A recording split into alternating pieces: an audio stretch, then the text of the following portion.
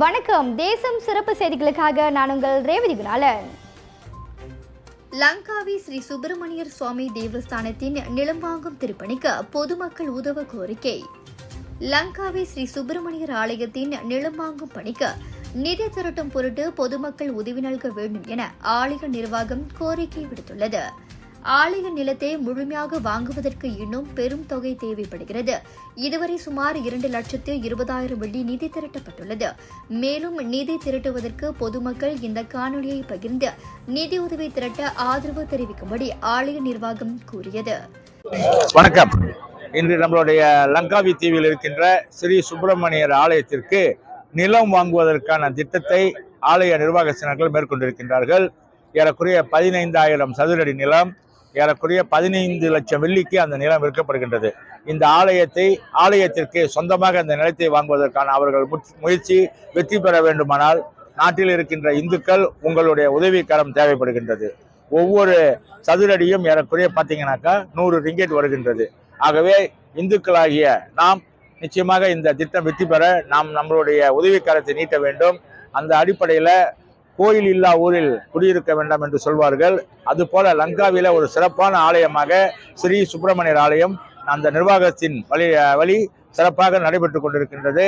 ஆலயத்திற்கு நிலம் ஒரு தேவைப்படுகின்றது. இந்த நிலத்தை வாங்குவதற்கு இந்துக்களாகிய அனைவரும் ஒன்று சேர்ந்து ஒன்றுபட்டால் உண்டு வாழ்வு என்று சொல்வார்கள்.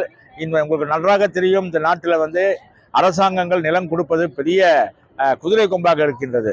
ஆகவே சொந்தமாக நிலத்தை வாங்குவதற்கு இவர்கள் எடுத்திருக்கின்ற முயற்சி ஒரு பாராட்டுக்குரியது. நமக்கு தன் கையை தனக்கு உதவி என்று சொல்வது போல இந்துக்களாகிய நாம் இந்த நிலம் வாங்குவதற்கான திட்டத்திலே பங்கெடுத்து நிலத்தை 15 லட்சம் ரிங்கெட்டுக்கு வாங்கி கொடுத்தால் நிச்சயமாக உங்களுக்கு திருமுருகனின் அருள் கிட்டும் என்று கூறி விடைபெறுகின்றேன். நாம் வீழ்வது நாமாக இருந்தாலும் வாழ்வது இந்து சமயமாக இருக்க வேண்டும் என்று கூறி இந்த திட்டத்திற்கு அனைத்து இந்துக்களும் உங்களுடைய உதவிக்கரங்களை நீட்டுங்கள். நன்றி, வணக்கம். இந்த உன்னத நோக்கத்தை நிறைவேற்ற மக்கள் பெரும் உறுதுணையாக இருக்க வேண்டும். நாம் அனைவரும் ஒன்றிணைந்து செயல்பட்டால் இந்த மாற்றத்தை நிச்சயம் சாத்தியமாக்க முடியும். உங்களின் கனிவான ஆதரவிற்கு ஆலய நிர்வாகம் மனமார்ந்த நன்றியை தெரிவித்துக் கொள்கிறது. இந்த காணொலியை உங்கள் தொடர்பில் உள்ள அனைவருக்கும் பகிருமாறு மிக தாழ்மையோடு கேட்டுக்கொள்கிறோம். நீங்கள் வாட்ஸ்அப் அல்லது சமூக வலைதளங்களில் பகிர கேட்டுக்கொள்கிறோம்.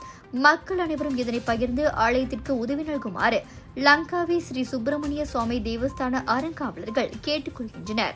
பொதுமக்கள் தங்கள் நன்கொடைகளை திரையில் காணும் வங்கி கணக்கு எண்களில் சேர்ப்பிக்கலாம். இத்துடன் இன்றைய செய்திகள் நிறைவடைகின்றன. மேலும் பல ஆன்மீக செய்திகளை தெரிந்து கொள்ள தேசம் டிவி மலேசியா யூடியூப், டிக்டாக் மற்றும் இதர சமூக வலைதளங்களை பின்தொடருங்கள். உங்களிடமிருந்து விடைபெறுவது நான் உங்கள் ரேவதி குணாலன். மக்களோடு தேசம், தேசத்தோடு மக்கள். நன்றி, வணக்கம். ஒரு வீட்டுக்கு ஒரு பட்டதாரி எனும் நிலை போய் ஒரு வீட்டுக்கு பல மருத்துவர்களை உருவாக்கும் நடவடிக்கையில் இறங்கியுள்ளது எய்ம்ஸ் பல்கலைக்கழகம்.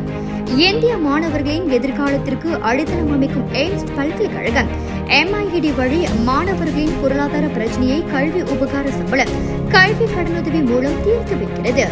எய்ம்ஸ் பல்கலைக்கழகம் தரத்தில் உயர்ந்தது, போதனைகள் சிறந்தது, மாணவர்களுக்கு நிலையானது.